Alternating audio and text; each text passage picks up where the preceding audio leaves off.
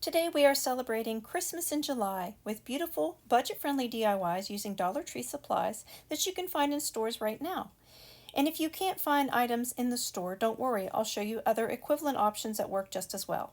As always, you will find a complete list of all the supplies I use in the description box below.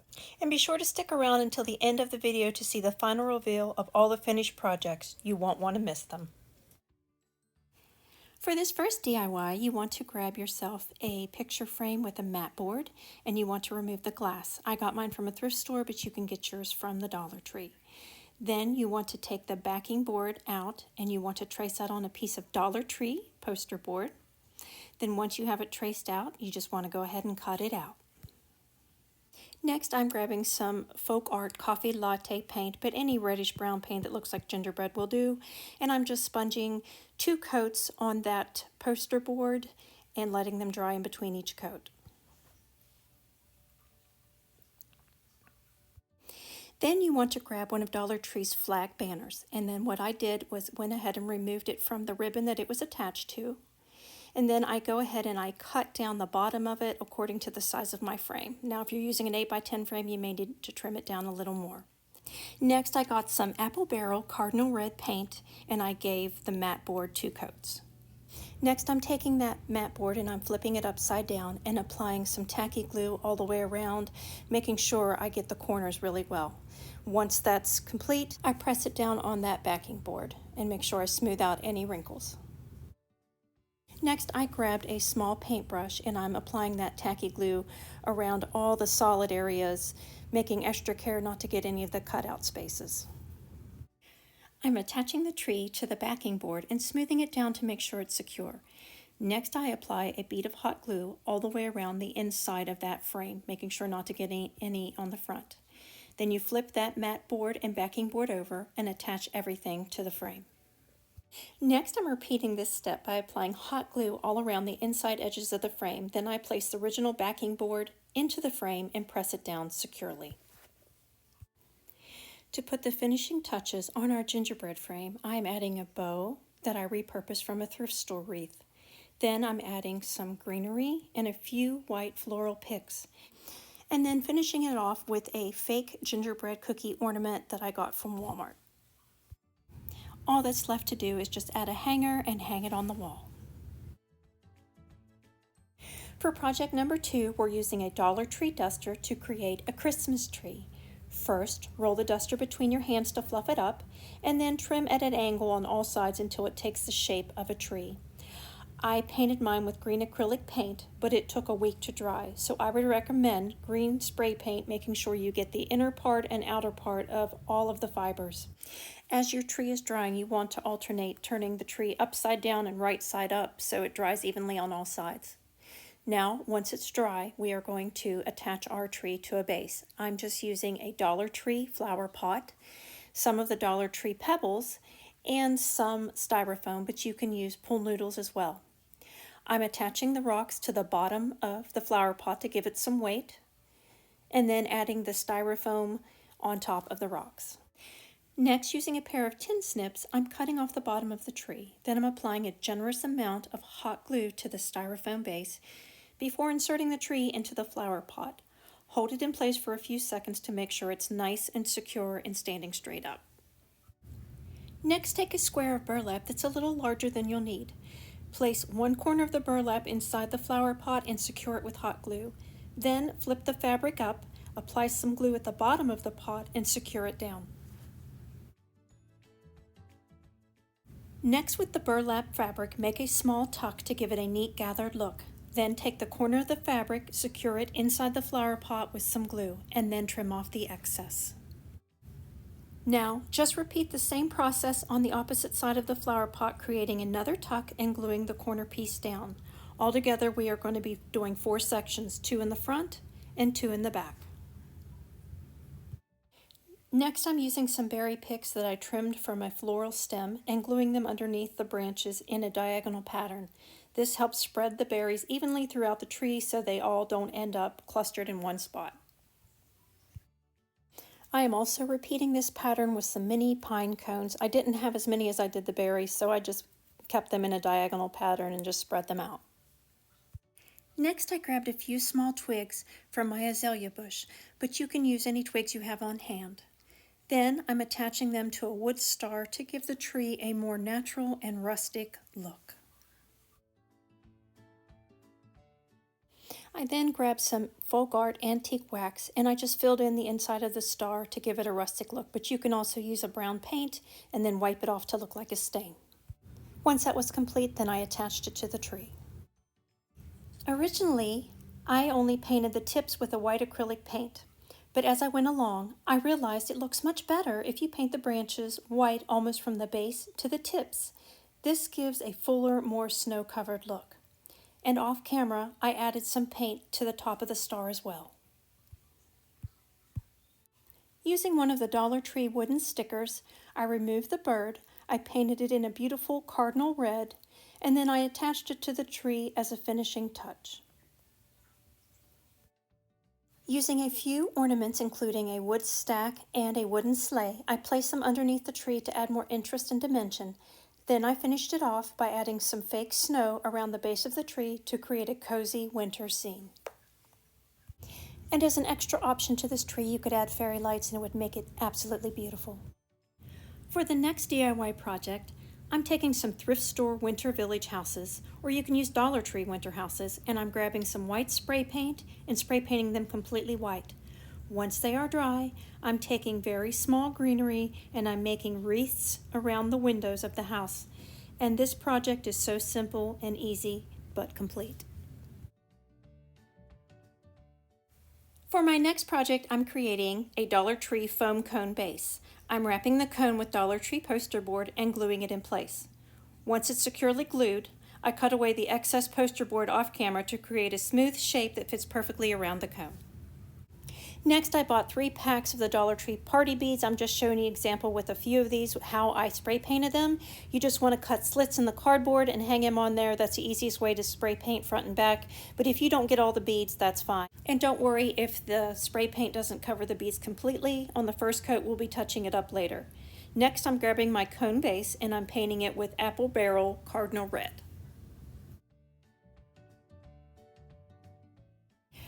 I forgot to record the part where I was twisting the beads around the cone, so I'm going to show you on a different cone with unpainted beads. This is the same technique I used.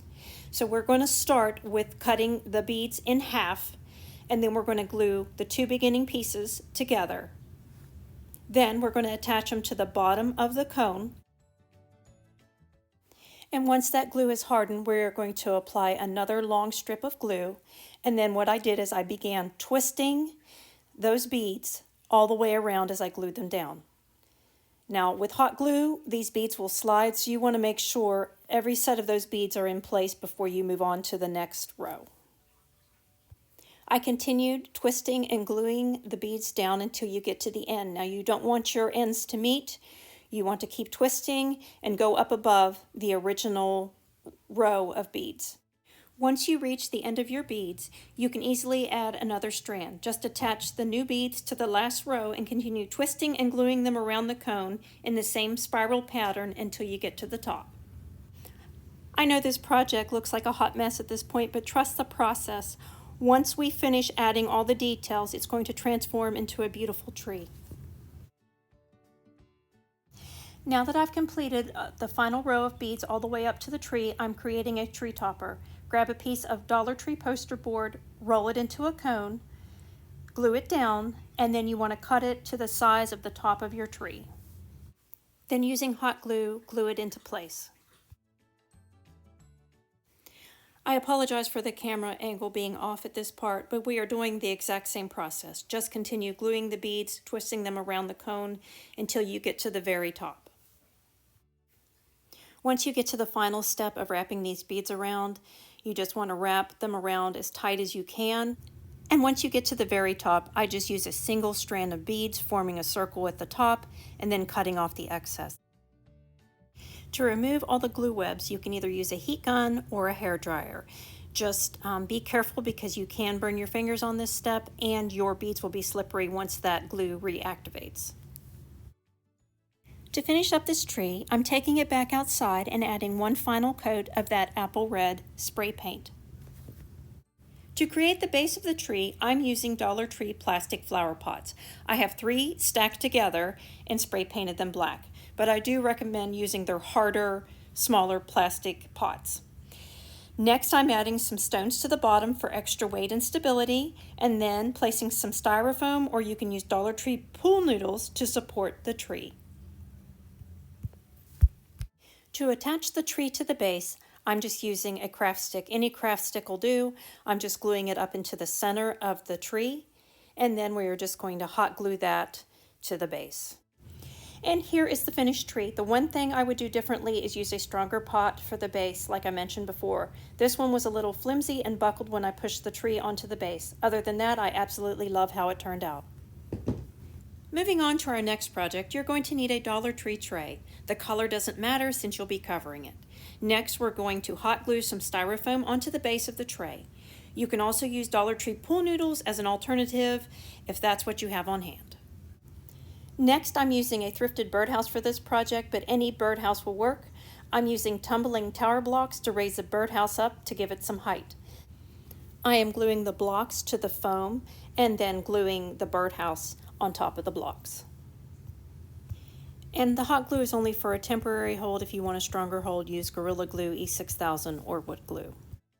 Once the glue is set, I am taking a thrifted cardinal and I'm setting it in place to see where I want to position it on the birdhouse. But if you don't have one of these, you can buy these little birds from the Dollar General for $1 and paint them red and turn them into cardinals.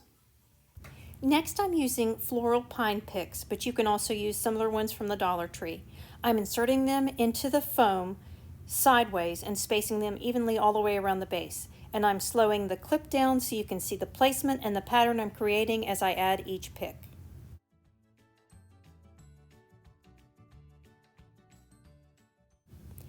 Next, I'm filling in any blank spaces by adding more picks, but placing them on top of the foam. I'm bending downward slightly so they cascade around the arrangement and allow the birdhouse to remain the focal point of the centerpiece. And I never pay full price for any of my florals. I usually pull them off old wreaths or get them thrifted. Now I'm adding frosted picks to the centerpiece. I'm inserting them into the sides of the foam, but slightly facing them upward. And these frosted picks will bring more dimension and touch of a different color. I'm placing them throughout the arrangement, filling in remaining blank spaces and adding more texture. Next, to add a pop of color and bring in a different texture, I'm adding these holly berry picks that I picked up from Dollar General. I'm trimming off each individual pick and placing them throughout the centerpiece in different areas to create a balanced, full look. Next, I'm adding some frosted twig picks to each side of the centerpiece to give it more length, create dimension, and add another layer of texture.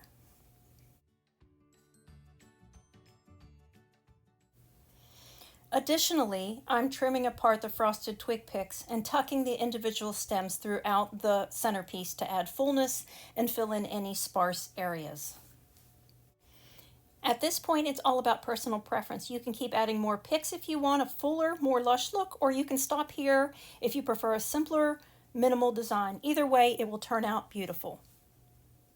Next, I'm creating a simple ribbon accent using a piece of velvet ribbon. I hot glued the ribbon to the thrifted floral pick and then simply inserted the pointed end of the pick into the styrofoam to secure it in place. And I sporadically put these pieces all around the centerpiece. I slowed this section down to show you how I did this. I just upcycle or recycle all of my thrift store flower arrangements. So all I'm doing is I'm taking the ribbon, folding it over the pick, gluing it to the base of it, then I'm flipping the ribbon around and gluing it together where I glued the other piece of ribbon to make a loop. And then once you have those glued down, then I just attach them to the foam.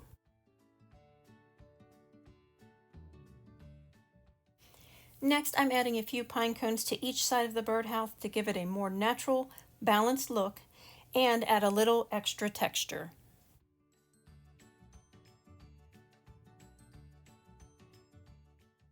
I needed to build up the bird's perch a little, so I glued together a few tumbling tower blocks to raise the height. Then I attached the cardinal to the birdhouse. I took a step back and I looked at the centerpiece, and I felt it needed a few more frosted twig branches, so I tucked in a few more throughout the arrangement until I was happy with the final look. And here is the final project. I'm very happy with it.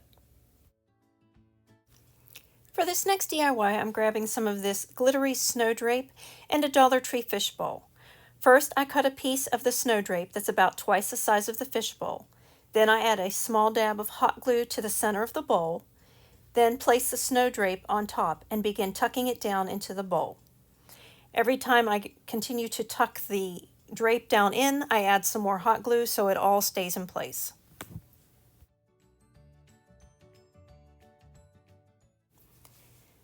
Continue tucking and securing the snow drape with small dabs of hot glue until the entire fishbowl is covered. Keep adjusting the fabric as you go until it forms a nice round fluffy shape that looks like a beautiful snowball.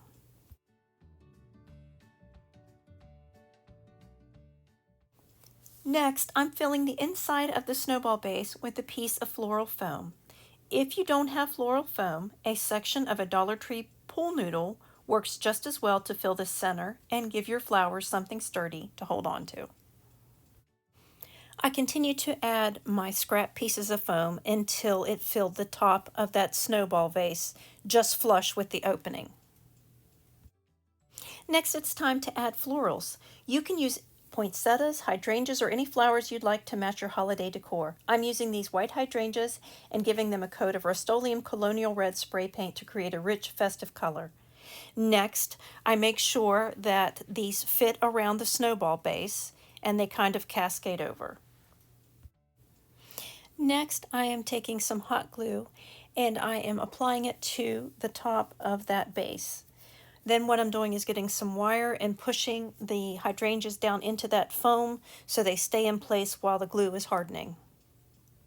I'm repeating this same step with the second bundle of hydrangeas, arranging them and fluffing them until they have a full rounded appearance.